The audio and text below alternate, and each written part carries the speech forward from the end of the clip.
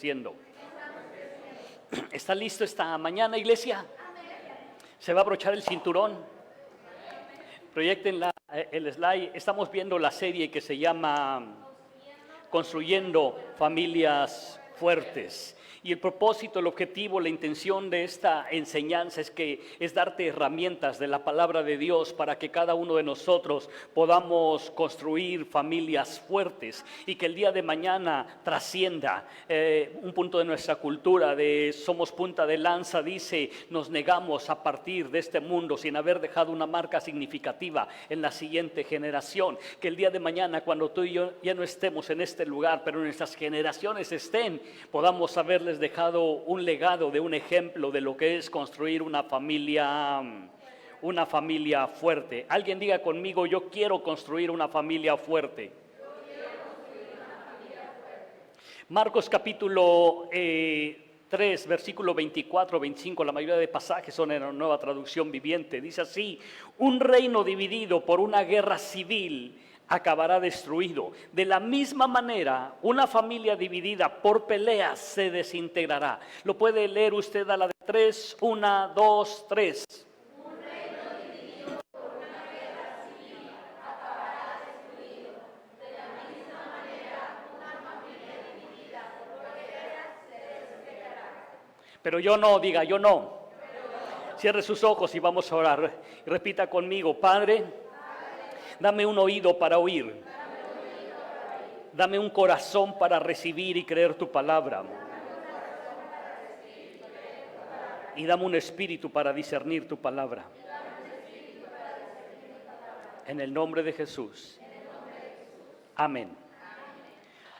Empecemos entonces. Hace 8 días vimos acerca de 8 diferentes aspectos, o como quiera llamarle, asesinos de nuestra familia, y su objetivo es destruir, desintegrar, desbaratar una familia. En el corazón de Dios siempre estuvo una familia. No es bueno que el hombre esté solo, por tanto le haré una ayuda idónea. Y Dios trajo a la vida de Adán una Eva, y después les dio hijos para que formaran una familia. Después viene el diluvio y usted sabe la historia, y le dice a Noé: entra tú, tu mujer, tus hijos y las mujeres de tus hijos. Si Dios no hubiera querido salvar una familia, le hubiera dicho a Noé: no le digas a tu esposa, menos a tus hijos, y sube tú solo. Pero Dios quería salvar una familia porque en el corazón de Dios está una familia. Vamos al asesino número 9 que quiere afectar toda familia, no solamente familias cristianas, sino todo tipo de familias. Número 9, diga conmigo: el mal ejemplo. Recuerdo que cuando yo era niño, no hace mucho tiempo, teníamos ahí en la colonia un amigo. Su papá era un borracho, era un alcohólico, y seguido lo encontrábamos en la calle tirado. Y este niño, siendo ya joven, decía: yo no quiero ser como mi papá, me da vergüenza ir en las tardes, en las noches, a levantarlo ahí tirado y llevarlo a la casa, y que llegue todo sucio, todo borracho, etcétera, etcétera. Yo no quiero ser como mi papá. Pero el mal ejemplo de su papá lo llevó a repetir la misma historia y terminó exactamente igual que su papá. El mal ejemplo es un asesino que no le importará cuánto tiempo tarde, pero su objetivo es destruir tu familia. Así que como padres necesitamos levantarnos y ser un verdadero ejemplo de las cosas buenas, de los principios absolutos de la palabra de Dios, que dejemos en la siguiente generación o en las siguientes generaciones una marca significativa de lo que representa ser un ejemplo de un seguidor de Jesucristo y un servidor del reino. Primera de Timoteo 4:12, Pablo le dice a Timoteo, pero no solamente es un pasaje que Pablo se lo dice al joven Timoteo, sino es un pasaje que la Biblia, Dios mismo nos está diciendo a ti y nos está diciendo a mí. No permitas que nadie te subestime por ser un joven. Ahí póngale su nombre. Sé un ejemplo para todos los creyentes, sé un ejemplo para todos los creyentes, y todos los creyentes. Es fácil ser un ejemplo para los no creyentes, para los que no piensan igual que tú, no hablan igual que tú, no se comportan igual que tú. Claro, cuando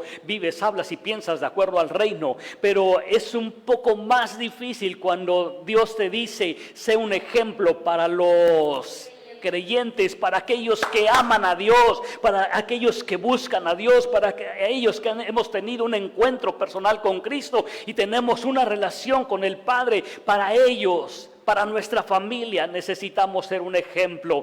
¿En qué necesitamos ser un ejemplo? Y Timoteo, en este pasaje, Pablo le da 5 aspectos a Timoteo. Podría quedarme a predicar todo el día solamente de 1 de Timoteo, pero necesito avanzar porque son 50 asesinos que vamos a ver este día.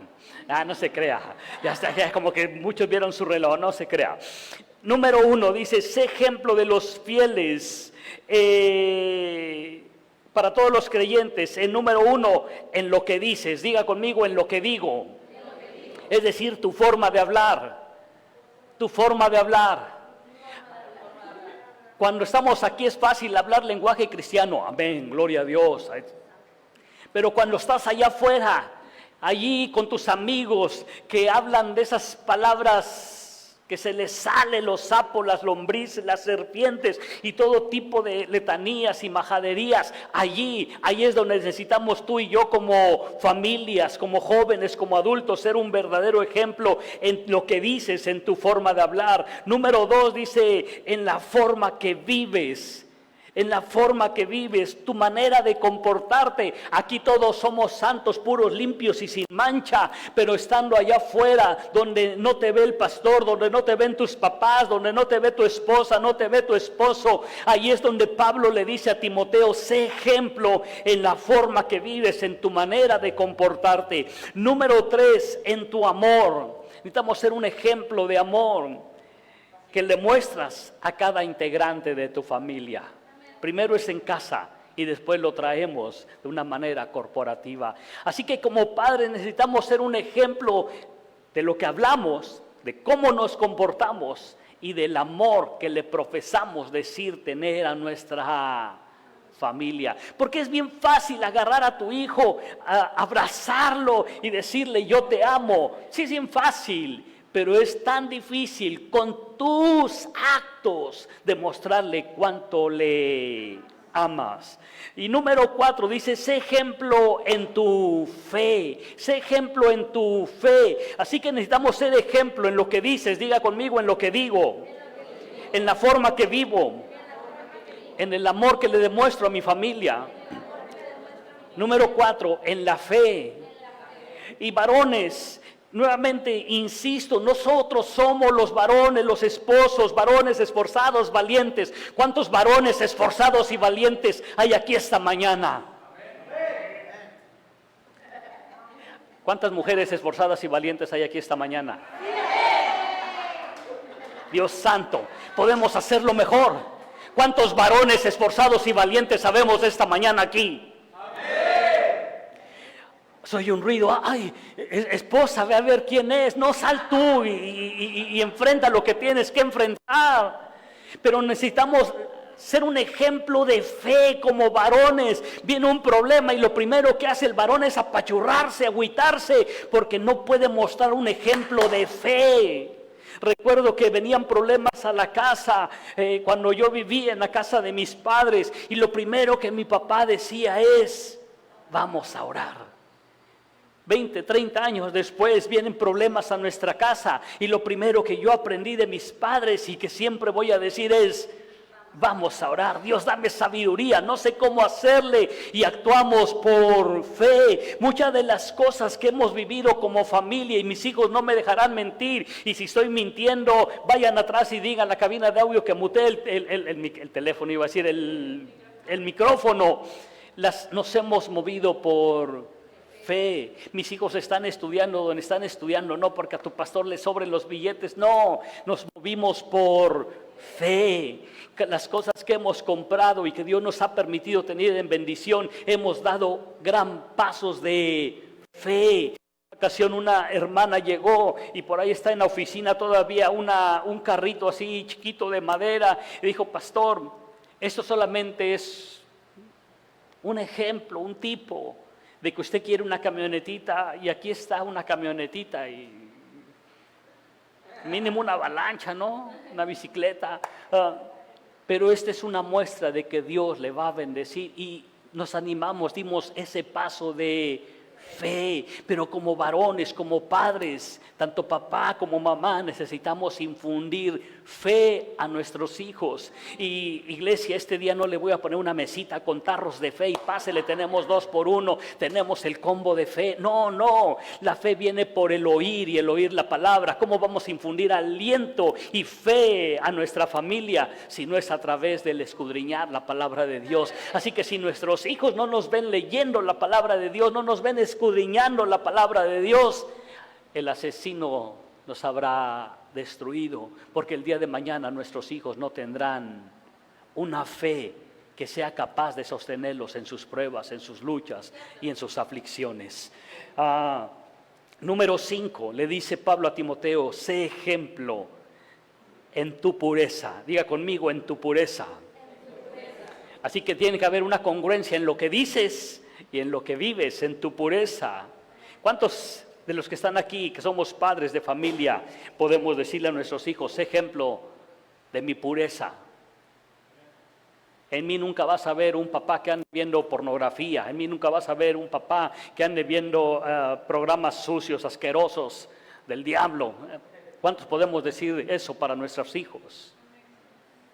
No, ya bajaron los amenes. Pues aquí le dejamos, vamos al otro punto, porque ya me están viendo algunos feos.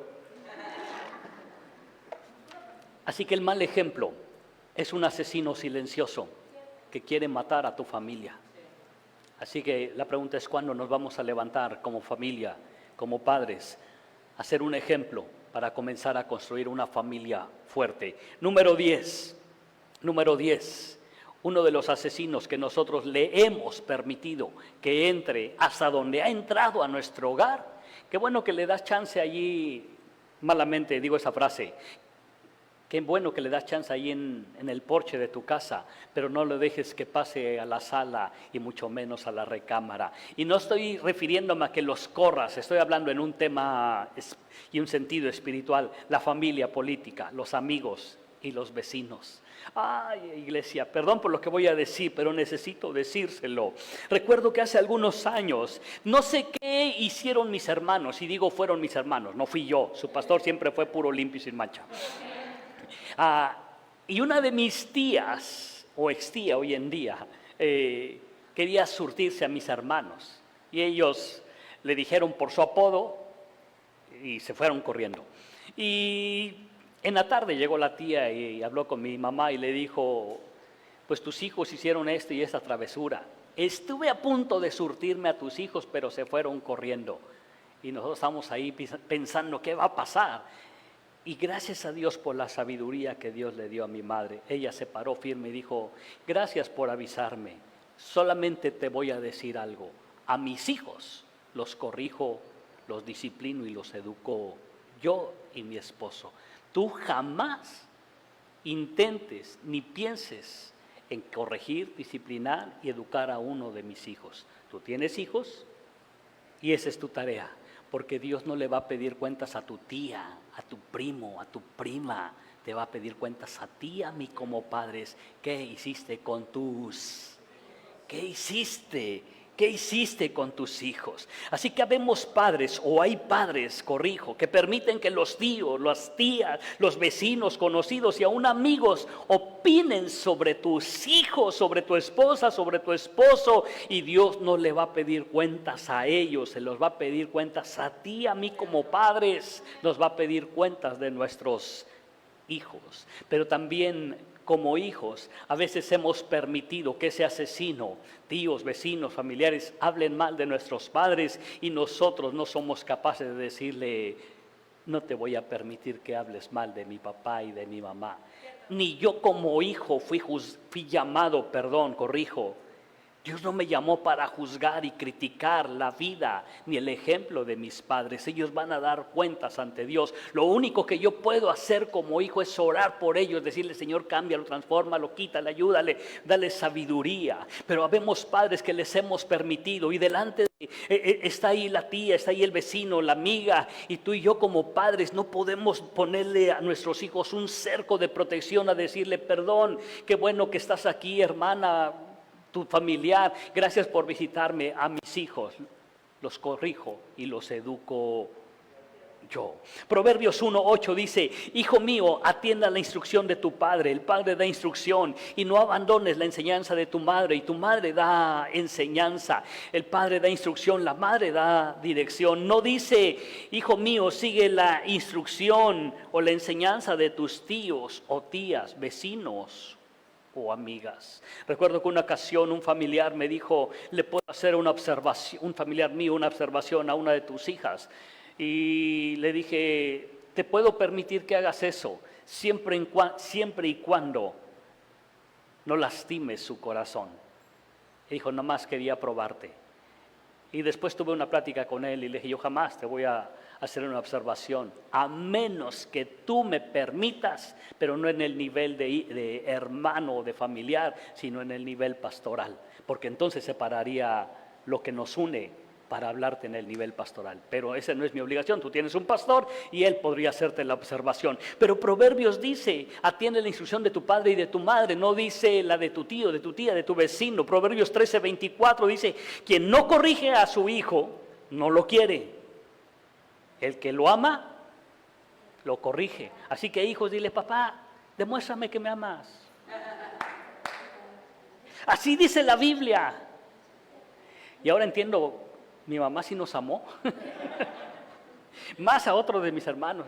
Ya sabemos quién es el consentido así en la casa, el que se surtieron más, porque entre más lo corrigió, pues es porque lo amaba más. No quería que se desviara. Pero no dice la Biblia que no corrige a su sobrino, a su sobrina. Dice que no corrige a su hijo. Esposos, esposas, aprendamos a separar eso. Hemos visto en consejería, y quizás ocupe un tema para eso, de la familia. ¿Qué pasó en el ínter de nuestros hijos? Que de niños eran felices, alegres, sonreían. Al pasar los años, no son nada de lo que eran antes. Hasta ahí nada más le doy la introducción. Número 11. ¿Va conmigo? ¿Ya está durmiendo? Número 11. Otro asesino son las malas decisiones que tomamos como padres. ¿Cuántos quisiéramos volver el tiempo, volver el tiempo atrás y corregir las malas decisiones que como padres hemos tomado? Pero hoy, al pasar los años, estamos viviendo el producto o la consecuencia de las buenas o malas decisiones que tomaron nuestros padres o nuestros abuelos. Hay una historia que le he contado y dice que en cierto lugar de los montes Alpes de Suiza hay un lugar en la parte de arriba donde puedes poner un pedacito de madera en cierta dirección y llegará camino al Danubio, al Mar Negro, y pones ese pedacito de madera en otra dirección y se llegará y viajará a través del Rin hacia el Mar del Norte, y puedes poner ese pedacito de madera aún en otro sentido, en otro camino, y llegará camino del Ródano, llegará al Mar Mediterráneo. El destino final de ese pedacito de madera está determinado por la dirección en la que es echado ese pedacito. En el mismo lugar, puesto aquí, puesto acá y puesto allá, puede llegar a diferentes destinos. Y así son las decisiones. Nuestro destino está determinado por las buenas o malas decisiones o caminos que tomemos.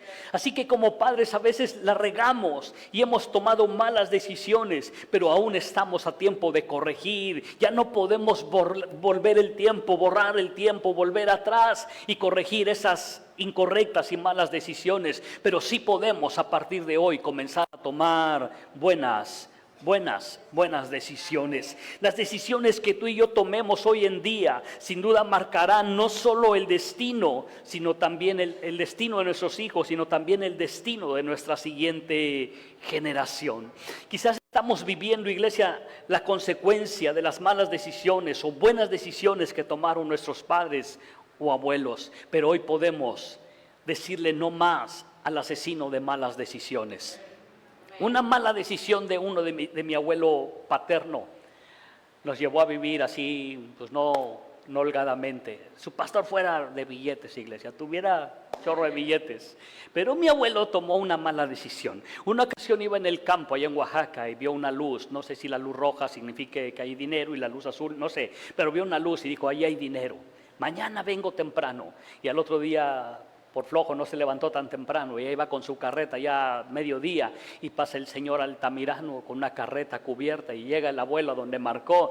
Y se habían llevado 2 barriles llenos de monedas de oro. Esa familia, no sé, 40, 50 años después, sigue teniendo bastante solvencia económica. Y yo, qué abuelo, por esa mala decisión, ay, Dios santo. Pero bueno, ya no podemos hacer nada, pero ese es solamente un ejemplo. Pero las malas decisiones, el destino de esa familia, muchas veces depende de las decisiones que tomemos. Tú decides qué decisiones quieres tomar. Isaías 3:20 y 21 dice así: aunque el Señor te dio a comer adversidad y a beber sufrimiento, Él seguirá contigo, a fin de enseñarte. Verás a tu maestro con tus propios ojos.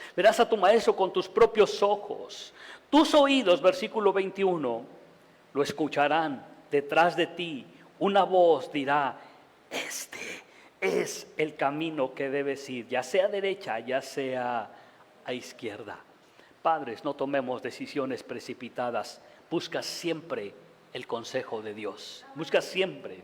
Pero si decides hacer tu voluntad como papá, como mamá, y aún como joven que estás aquí, decides hacer tu voluntad. Mira lo que dice Proverbios 5:11 y 12. Proverbios 5:11 y 12. Y al final gemirás de angustia cuando la enfermedad consuma tu cuerpo. Siguiente. Dirás: cuánto odié la disciplina, si tan solo no hubiera despreciado todas las advertencias.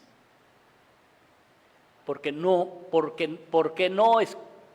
escuché a mis maestros? ¿Por qué no presté atención a mis instructores? Así que, si no sabes tomar buenas decisiones, pide consejo. Pero no se lo pidas a alguien que no tenga el temor de Dios.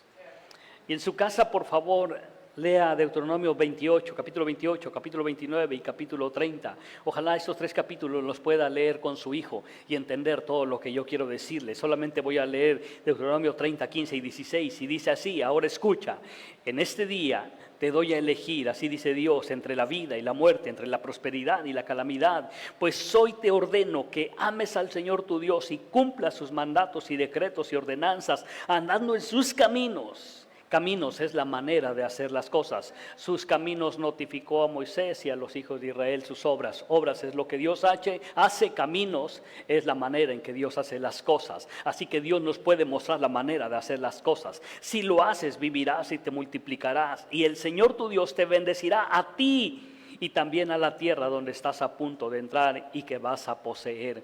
Así que podemos tomar buenas decisiones. Diga conmigo: puedo tomar buenas decisiones. Ese fue el número 12, malas decisiones. 11, perdón, número 12. Sé que las hermanas en unos días más van a tener todo un curso de malos hábitos. Diga conmigo: malos hábitos. Los malos hábitos. Bueno, hábito es el producto de la repetición y repetición de algo que se hace hábito y cultura en nuestra vida y en nuestra casa. Hay casas que se acostumbra, ese es su hábito, su cultura, quitarse los zapatos y andan todos descalzos. Yo me quito los zapatos y ando descalzo y en la noche, téngalo por seguro que voy a estar con las anginas inflamadas. Eso no es cultura de nosotros, ni es un hábito. Pero hay cosas en nuestra familia de malos hábitos. Diga conmigo: malos hábitos. Y tener malos y pésimos hábitos destruyen todo lo que puedes construir en tu familia. Cuando nos casamos, el esposo traía buenos y malos hábitos. No sé si más buenos y menos malos, no sé. Y la esposa traía buenos y malos hábitos.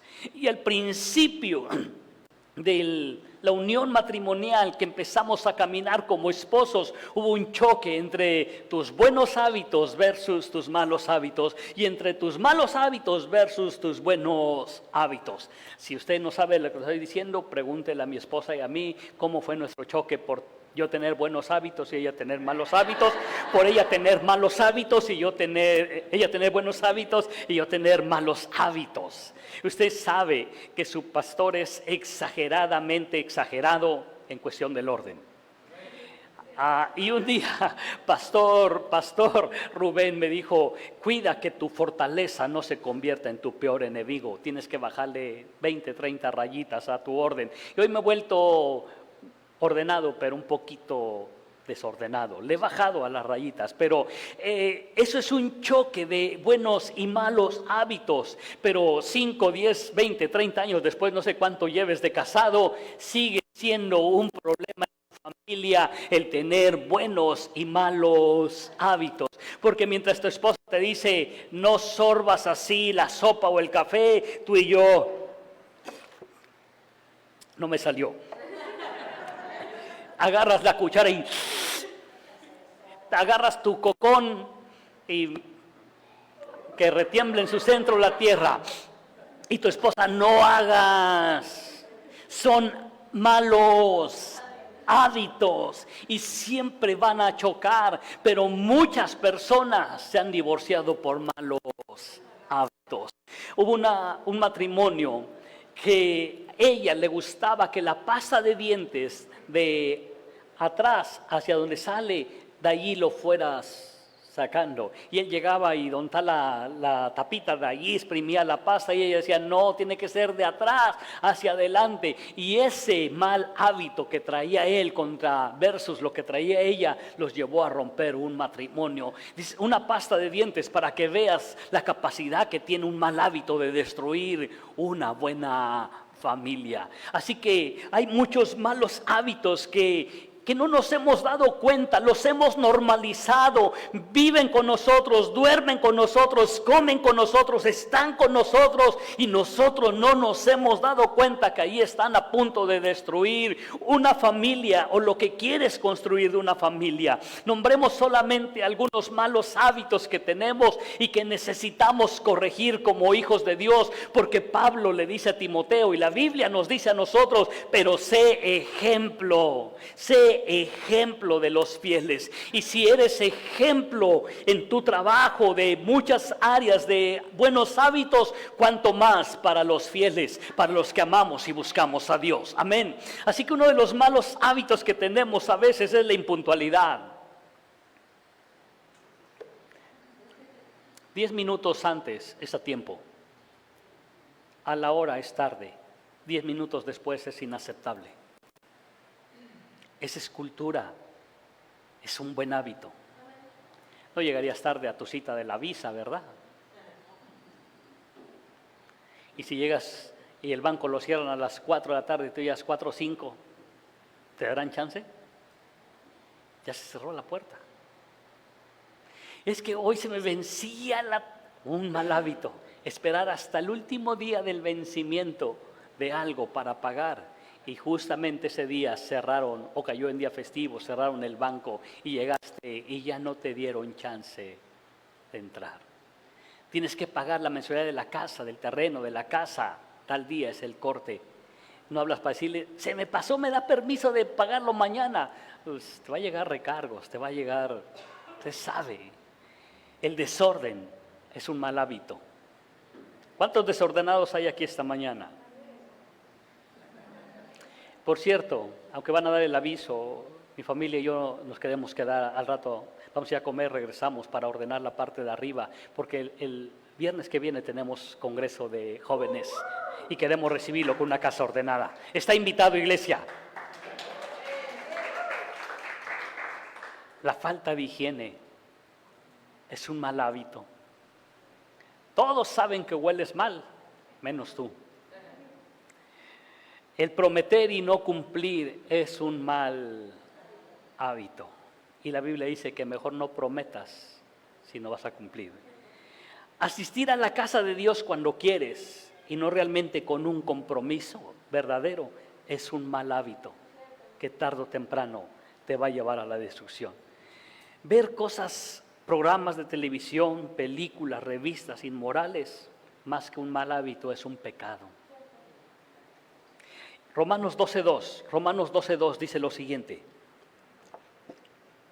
no imiten las conductas ni las costumbres de este mundo, más bien dejen que Dios los transforme en personas nuevas al cambiarles la manera de pensar. Señor, cámbianos la manera de pensar. Diga conmigo: Señor, cambia mi manera de pensar. Entonces aprenderán a conocer la voluntad de Dios para ustedes, la cual es buena, agradable y perfecta. Pastor, ¿cuál es la voluntad de Dios? Cambia tu manera de pensar. Si no la cambias, pues ¿cómo vas a conocer y aprender cuál es la voluntad de Dios? Atrévete a romper esos malos hábitos. Hasta ahí nada más le voy a dejar porque las damas van a tener todo un curso. Y por favor, dama, compártale a su esposo de lo que ha aprendido. Va a ser de hábitos, ¿no? De buenos hábitos. Número 13. Diga conmigo: mentalidad de esclavitud. Ay, Dios santo, ayúdame. Vivir con una mentalidad de esclavitud destruye familias porque les autolimita todo lo que Dios les ha dado, les quiere dar, y todo lo que podemos hacer para su gloria, porque tenemos una mentalidad de esclavitud. Recuerdo haber escuchado a un hombre no tan joven, quizás de unos más de 40 años, digo no tan joven, pero tampoco tan niño, decirle a un pastor: pastor, yo ya tengo una mesa, una silla y una cama, y es todo lo que yo necesito para formar un hogar. No necesito más, pero Dios no me ha traído a mi ayuda idónea. Y yo le pregunto a las mujeres: ¿usted se conformaría con que su galán le dijera: ya tengo una mesa, una silla y no era una cama, era un colchón, para casarse? Estará muy enamorada, a menos que esté muy ciega. O muy distraída. Gracias, Dana. ¿Alguna mujer quisiera casarse con alguien con esa mentalidad? Una cama, un colchón, una mesa, y es todo lo que necesito. Porque su mentalidad de esclavitud le decía que los hijos de Dios nacimos para ser, y los hijos de Dios no nacimos para ser ni para ser macetas de corredor. Nacimos para conquistar todo lo que el Padre nos ha dicho que tenemos que conquistar. Le dijo a Josué que haga esto, que haga lo otro, porque entonces harás prosperar tu camino. La prosperidad no es una doctrina. Ahí está predicando la doctrina. No predicamos porque no es, ni siquiera encaja en el punto de doctrina, prosperidad. Yo soy el responsable de mi prosperidad. Así dice Josué: porque entonces tú harás prosperar tu camino. Prosperidad es tener todo lo justo, todo lo necesario para hacer toda buena obra. Pastor, ni yo ni mi familia somos esclavos de nada. Lo mismo dijo el pueblo de Israel. Juan capítulo 8:31, Juan 8:31 al 36 dice así: Jesús le dijo a la gente que creyó en él: ustedes son verdaderamente mis discípulos. Número 1, discípulos. Se mantienen fieles. Número 2, se mantienen fieles a mis enseñanzas y conocerán la verdad, y la verdad los hará libres. Versículo 33, nosotros somos descendientes de Abraham, le respondieron, y nunca hemos sido esclavos de nadie. Y los 400 años en Egipto, y en ese momento estaban siendo subyugados por el pueblo romano, pero se les había hecho tan natural que los romanos los tenían esclavizados, que ellos no sabían distinguir entre lo que es libertad y lo que es vivir en esclavitud. Nosotros somos descendientes de Abraham, le respondieron, y nunca hemos sido esclavos de nadie. ¿Qué quieres decir con los hará libres? Jesús contestó, les digo la verdad, les digo la verdad. Gracias, Jesús. Todo el que comete pecado es esclavo del pecado, Padre. Entonces todos somos esclavos aquí. ¿Quién no cometió pecado esta semana? Bueno, ¿quién sí cometió pecado esta semana? Santo Dios, una iglesia de pecadores. Un esclavo no es un miembro permanente de la familia. Un esclavo no es un miembro permanente de la familia, pero un hijo sí forma parte de la familia es decir, Dios le estaba diciendo, Jesús le estaba diciendo, hijitos, aunque ustedes van a pecar, yo los he perdonado y jamás dejarán de ser mis hijos y parte de mi familia. Pero como padres nos es fácil, o nos debería de ser fácil, perdonar algunos errores de nuestros hijos, pero sería más difícil perdonar los errores del vecino, de alguien que no amas. Pero a los hijos dice, siempre serán parte de la familia para siempre. Así que si el Hijo los hace libres, ustedes son verdaderamente libres. Quizás algunas familias continúan siendo esclavos de algo y no se han dado cuenta que siguen siendo esclavos de algo. Póngame atención, iglesia, póngame atención esta mañana, porque así como el pueblo de Israel había normalizado el ver a los soldados romanos que los tenían esclavizados 400 años en Egipto, para ellos era tan normal hacer ladrillos y que les dieran las ollas de carne que los egipcios no querían, que les dieran el pescado que los egipcios ya no comían. Pues, ¿qué hacemos? Pues dáselos a los judíos, ellos se van a comer todo. Para ellos, comimos carne, sí, de todo lo que sobró. Eso es lo que les daban. Pero ellos lo habían normalizado, así como muchos cristianos hemos vivido en esclavitud. Nuestra familia sigue siendo esclava de muchas cosas y lo hemos normalizado, pero tarde o temprano ese asesino de una mentalidad de esclavitud puede destruir tu familia, puede destruir una mentalidad de pobreza. Es una mentalidad de esclavitud. Pero soy bien espiritual, pastor. Una mentalidad de pobreza material, pero también espiritual. ¿Cómo es que somos esclavos? Es cuando tenemos una mentalidad de conformismo y estancamiento espiritual y también material. Ay, pastor, pero yo vengo todos los domingos a la iglesia, pero tienes una mentalidad de esclavitud, de conformismo y estancamiento, porque te conformaste con aprenderte Juan 3:16, si es que te lo aprendiste, y Génesis 1:1. Y ahí en fuera te estancaste creyendo que eso es el cristianismo y eso es el todo. Cuando la Biblia dice, la palabra de Dios dice que el propósito de la vida del cristiano es de llevarte no de estar estancado, pero una mentalidad de conformismo y estancamiento te hace ser esclavo. Una mentalidad de, pastor, es que a mí nadie me entiende, todo me pasa a mí, una mentalidad de víctima, es una mentalidad de esclavo.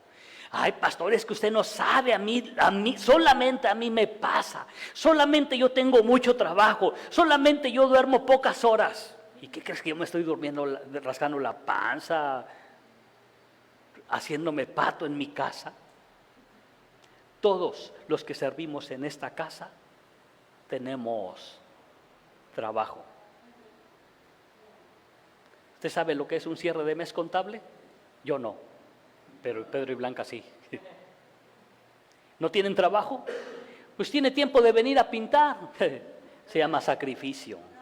Se llama sacrificio. Pero una mentalidad de nadie me entiende a mí, todo me pasa a mí, una mentalidad de victimización, es una mentalidad de esclavitud. Una mentalidad de no puedo, pastor, está muy difícil, no lo voy a lograr, es una mentalidad. Pero eso sí, te sabes Filipenses 4, todo lo puedo en Cristo que me fortalece. ¿Cuántos se lo saben? Y decir todo es, todo lo puedo en Cristo que me fortalece. Y decir todo es, que viene del griego, del hebreo, del arameo. ¿Entendió esa parte? Es todo. No es algunas cosas. Ay, pastor, es que está bien difícil. Si las cosas fueran fáciles. Pero Jesús dijo, en el mundo tendréis aflicción. No dijo, va a ser todo bien fácil, hijo. Si hubiera dicho así, pregúntele cómo le fue a Pedro, a Pablo, a los discípulos. Ni uno de ellos las tuvo. Imagínense Pablo en una isla, le muerde una serpiente y era preso, no estaba. Y aún así, él pudo decir, he peleado la buena batalla, he acabado, por lo cual me está esperando. Hay una mentalidad que esta mañana quiero romper en el nombre de Jesús.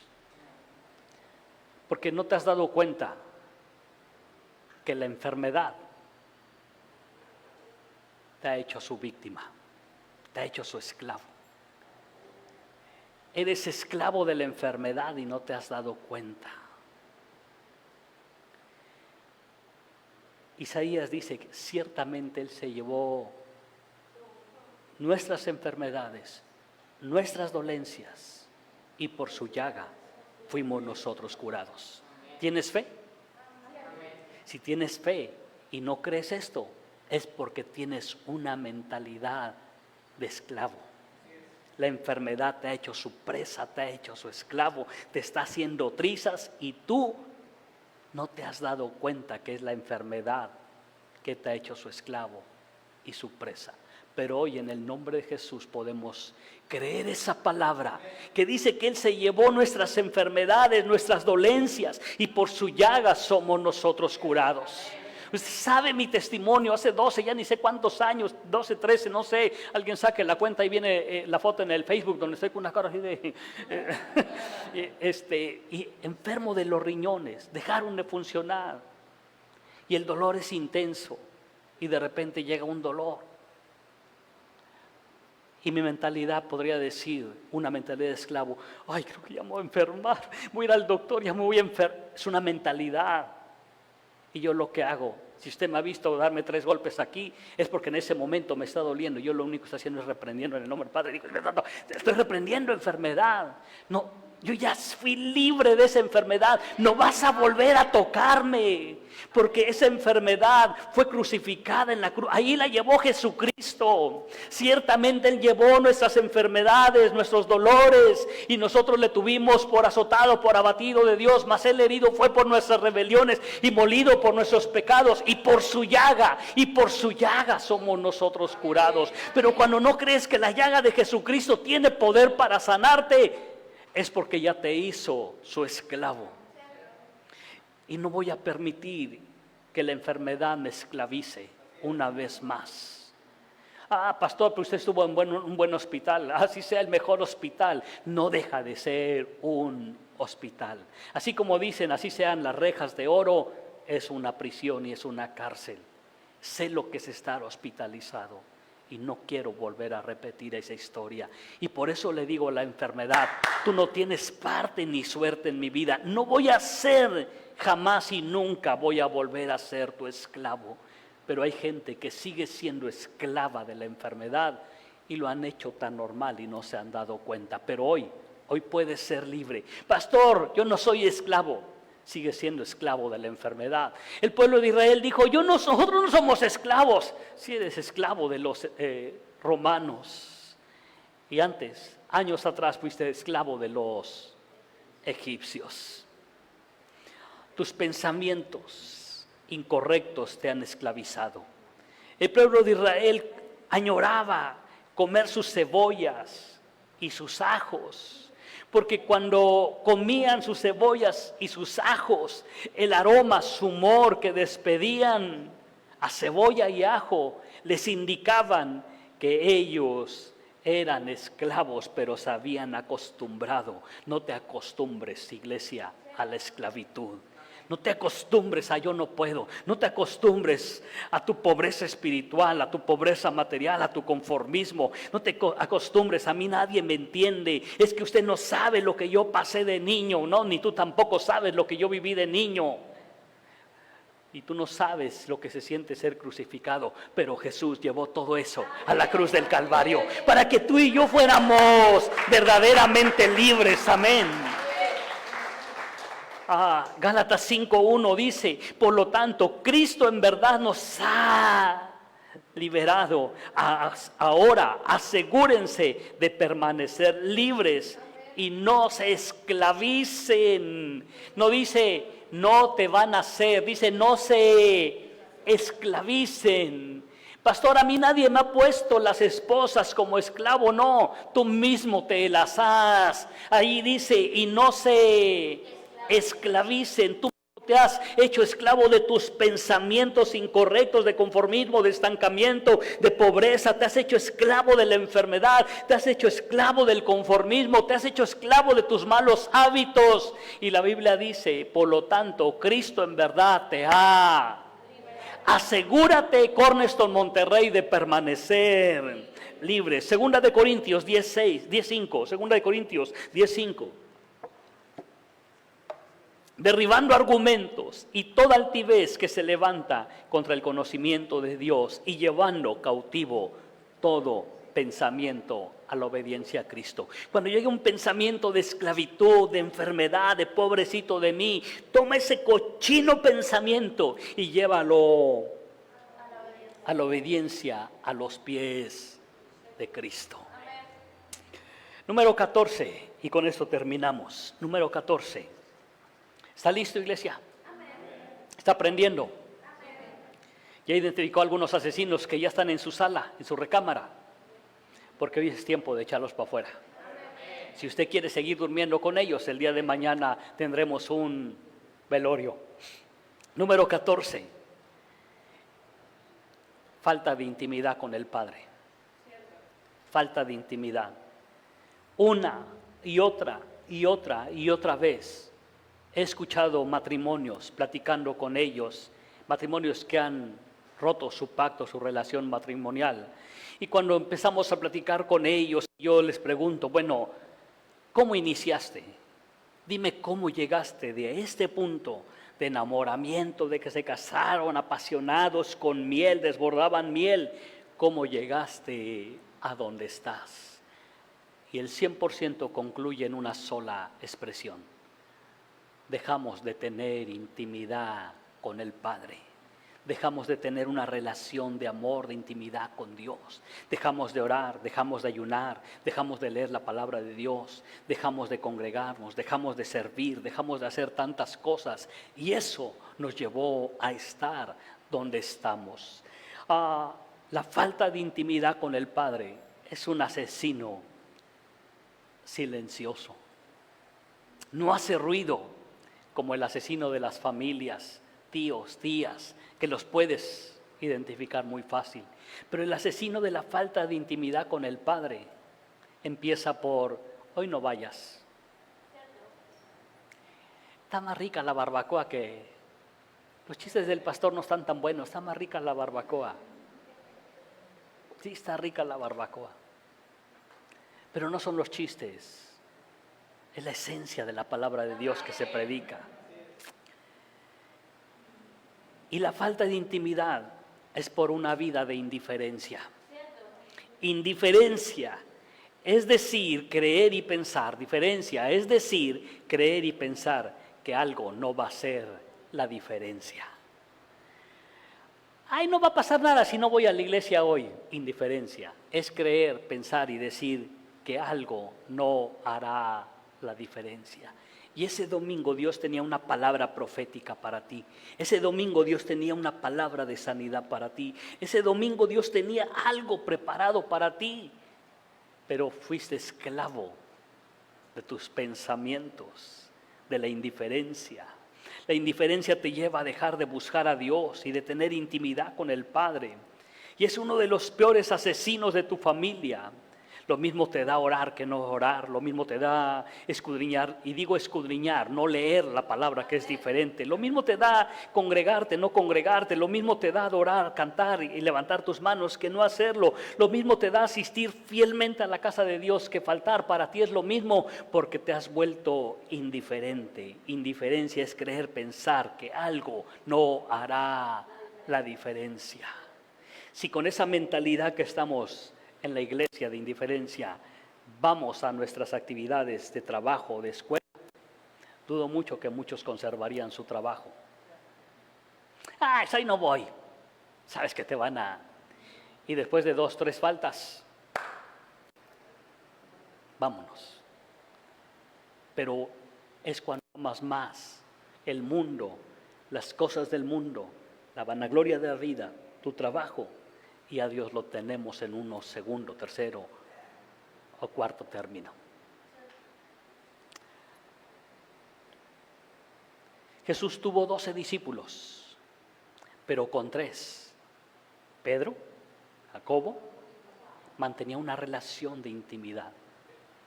Pasaba algo y, a ver, Pedro, follow me, y ahí van siguiendo. Y los otros 9, pero solo a uno le reveló el final de los últimos tiempos del Apocalipsis, a Juan. Y a ese Juan que escribe, yo, Juan, el discípulo amado, porque nunca Jesús dijo, Juan es mi discípulo amado en quien yo tengo complacencia.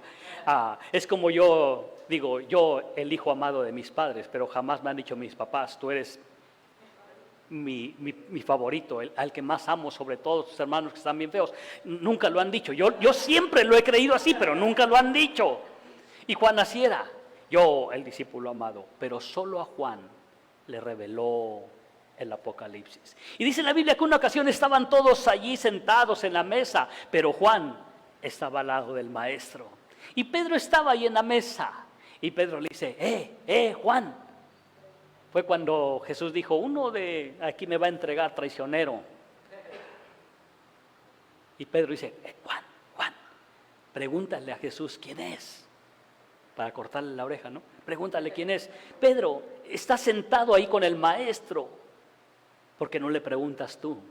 Porque la cercanía con Jesús te hace preguntarle cosas que nadie más le va a poder preguntar, sino solo el que está cerca. Pastor, ¿por qué me pasa eso a mí? Pregúntale a Dios. Pues es que estoy lejos de Dios.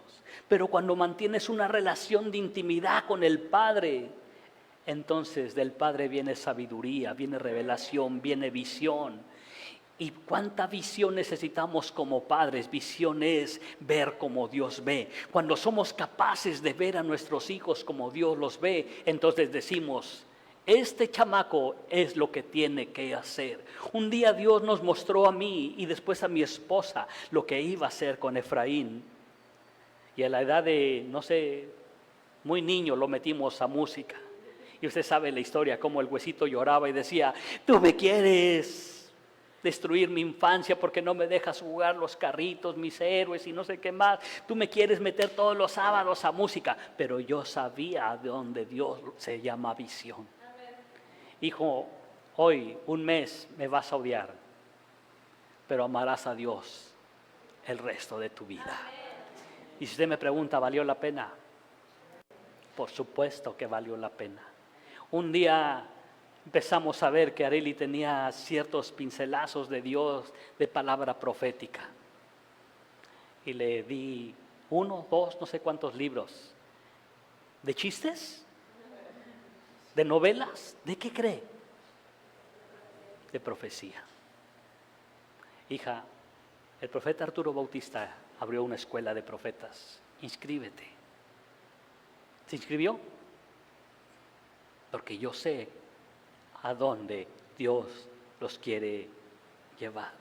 Pero una falta de relación, de intimidad con Dios, como padres no tenemos.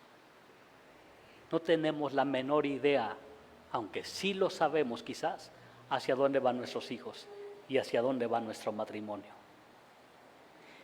Pastor, pero está todos los días en la iglesia. El venir todos los días a la iglesia no te hace cercano a Dios.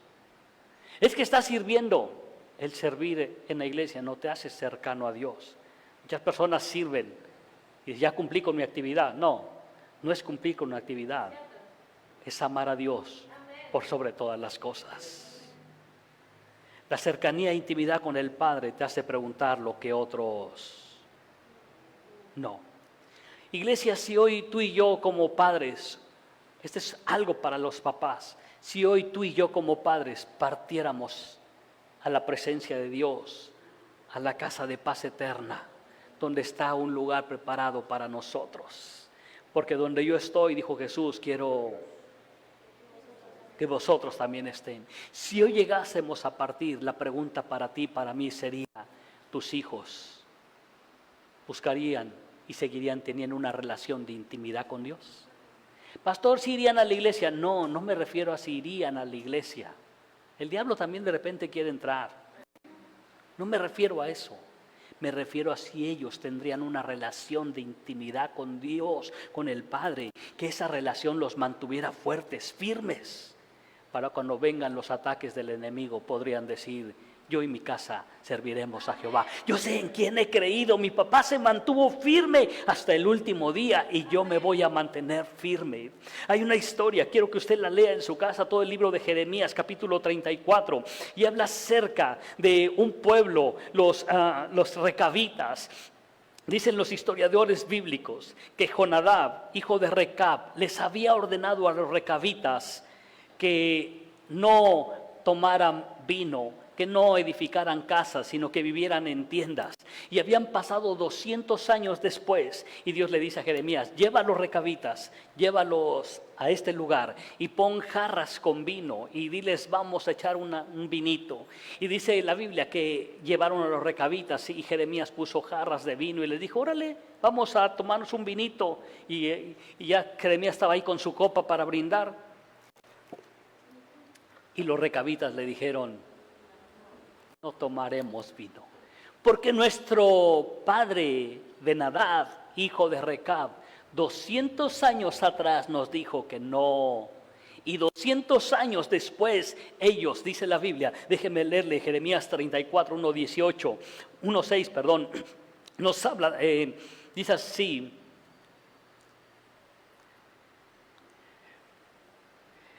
Recab les ordenó, nunca beban vino, ni ustedes, ni sus hijos, descendientes. Versículo 7, tampoco edifiquen casas, ni planten cultivos, ni viñedos, sino que siempre vivan en carpa. Versículo 8, así que le hemos obedecido en todas las cosas.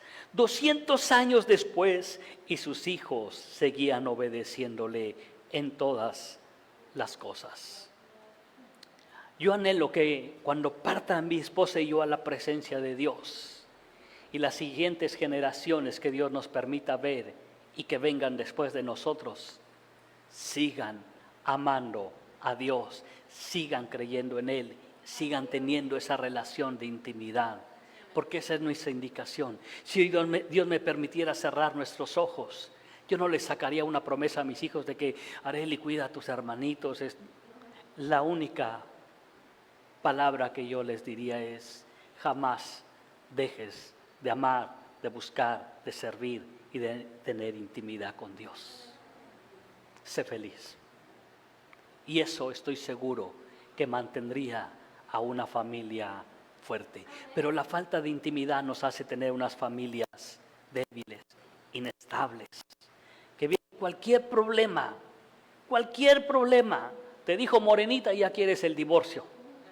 Te dijo chaparrito, gordito, y ya quieres el divorcio, porque no tenemos una relación estrecha con el Padre. Pastor, entonces, ¿qué hacemos para mantener una relación de intimidad con el Padre? Enamórate de Jesús. Ámalo con todo tu corazón, asista, sirve y búscalo con pasión. Pasión es hacer las cosas con la misma intensidad cuando tienes algo que cuando no lo tienes. Lo repito, pasión es hacer algo con la misma intensidad cuando tienes algo que cuando no lo tienes. Y Juan 15:4 nos da una respuesta para tener una relación de intimidad permanente con el Padre. Juan 15, 4 al 8 dice así en la Nueva Traducción Viviente. Cuente las veces que este pasaje dice permanezcan, y al final me da la respuesta. Permanezcan en mí y yo permaneceré en ustedes.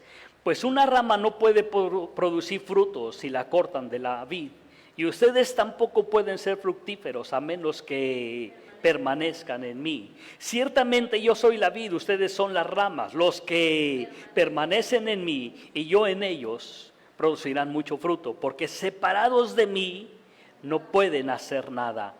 El que no permanece en mí es desechado como rama inútil. ¡Ay, Dios santo! Y se seca. Todas esas ramas se juntan en un montón para quemarlas en el fuego. Si ustedes permanecen en mí y mis palabras permanecen en ustedes, pueden pedir lo que quieran y les será. Pueden pedir y les será. Cuando producen mucho fruto, demuestran que son mis verdaderos discípulos. Eso le da mucha gloria a mi Padre. ¿Cuántas veces dice? Permanece. El secreto de la intimidad es permanecer enamorado del Padre, amando al Padre. ¿Se puede poner de pie, iglesia?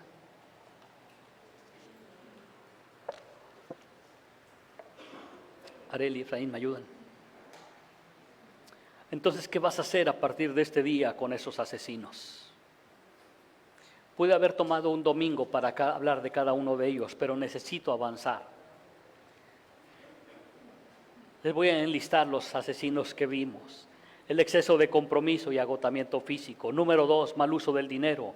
Número 3, el egoísmo. Número 4, la falta de comunicación. Número 5, el fracaso o el éxito en los negocios. Número 6, los suegros. Número 7, los hijos. Número 8, evitar nuestras responsabilidades. Número 9, el mal ejemplo. Número 10, la familia política. Número 11, malas decisiones. Número 12, malos hábitos. Número 13, mentalidad de esclavitud. Y el número 14, falta de intimidad con el Padre. No normalices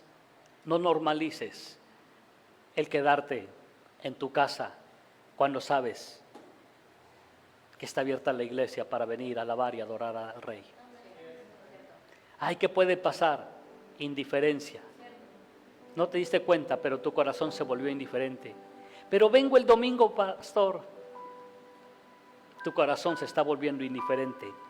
Indiferencia es creer que lo que vas a hacer no va a causar ninguna diferencia. Nos vamos a levantar en el nombre de Jesús para destruir estos asesinos, o seguiremos esperando que esos asesinos destruyan nuestras familias. ¿Qué vamos a hacer, iglesia? Yo no voy a permitir que un asesino entre a mi casa. Si usted se lo va a permitir, tome su lugar y quédese. Esta no es su iglesia. Perdón que le diga eso.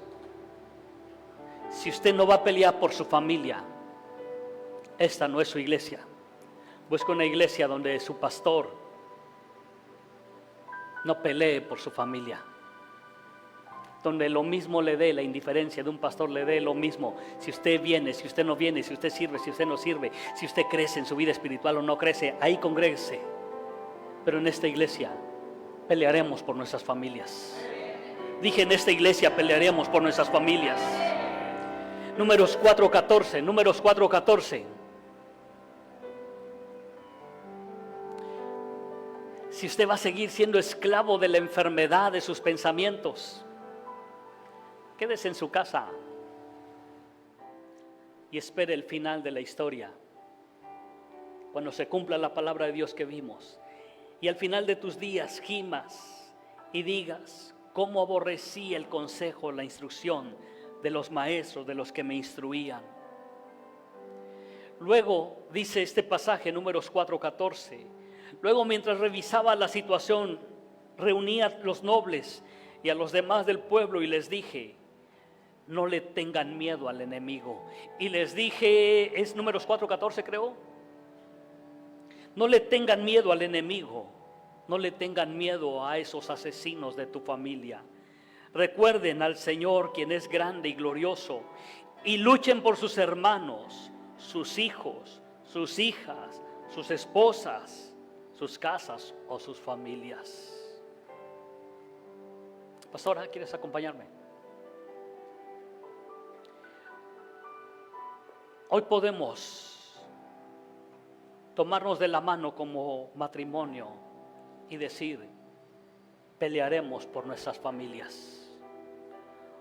O puedes sentarte en tu lugar y no hagas nada, pero yo y mi casa pelearemos por nuestras familias, pelearemos por nuestros hijos y pelearemos porque nuestra siguiente generación se levante después de nosotros y busque a Dios y pueda lograr lo que nosotros quizás no podemos lograr. Pero vamos a destruir a cada asesino que quiere afectar a tu familia. Puedes salir de tu lugar y puedes venir este día, o puedes quedarte en tu lugar y no hacer absolutamente nada. Indiferencia es: si yo paso, y si no paso no va a pasar nada. Ese es el principio, el inicio de una vida de indiferencia. Pero yo en mi casa pelearemos por nuestras familias, pelearemos por nuestros hijos. Vamos, sal de tu lugar. No quiero ser esclavo de ninguno de esos asesinos. Quiero ser esclavo del temor. No quiero ser esclavo de la enfermedad. Quiero ser esclavo de pensamientos de fracaso, de pobreza, de esclavitud. No quiero ser un esclavo. Quiero ser un victorioso en el nombre de Jesús. No importa si no está tu esposo, si no está tu esposa. Como mujer, levántate a pelear por tu familia, en oración, en ayuno, en ruego, en súplica. Vamos, sal de tu lugar, ven, acérquense un poco más.